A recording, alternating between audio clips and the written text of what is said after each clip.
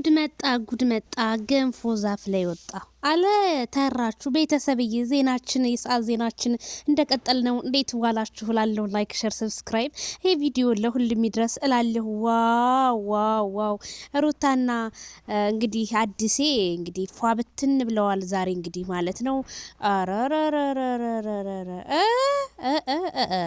በጣም ነው ያማረባችሁ፣ በጣም አምሮባችኋል። ለማንኛውም ይመርባችሁ፣ እኛ ምን አገባን ማለት ነው። አምሮባችኋል። እንግዲህ ሩታ መልእክት አስተላልፋለች ማለት ነው። የወደደና ያበደ አንድ ነው ይባላል ማለት ነው። ምን አለሽ መሰላችሁ? ወልደሻል ይሉኛል የርብርብ ልጅ ለሱ የሚደርሰዋል አንድ እግር ካንድ እጅ አልሽ እንዴ? ለሱ የሚደርሰዋል አብርሃም ማይክል ጃክሰኔ በለፋበት አንዱ በለፋበት አንዱ ሊያሳድግ ማለት ነው። እንደኔ ቤተሰብዬ መቼም ማይክል ጃክሰን በለፋበት እሱ ሊያሳድግ እንዴት ርብርብ ደግሞ ሩታዬ ሴት ልጅ እኮ ነሽ አንቺ እኮ ውድ መሆን ነው ያለብሽ።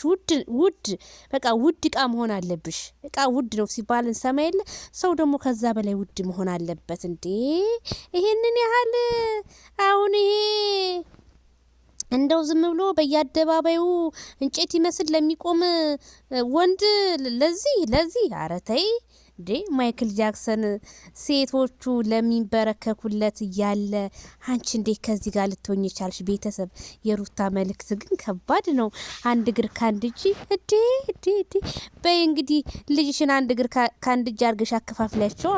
እኛ መቼም የምናውቀው የማይክል ጃክሰን እንደሆነ 6 ወር እንደለፋበት ብዙ ውጣ ውረዶች እንዳየ ነው የምናየው። እንዴ ፍትህ ለማይክል ጃክሰን ቤተሰብዬ፣ ይሄ ቀልድ አይደለም። ፍትህ ለማይክል ጃክሰን። ኧረ ወይኔ ማይክል ጃክሰንስ ምን ብሎ ይሆን?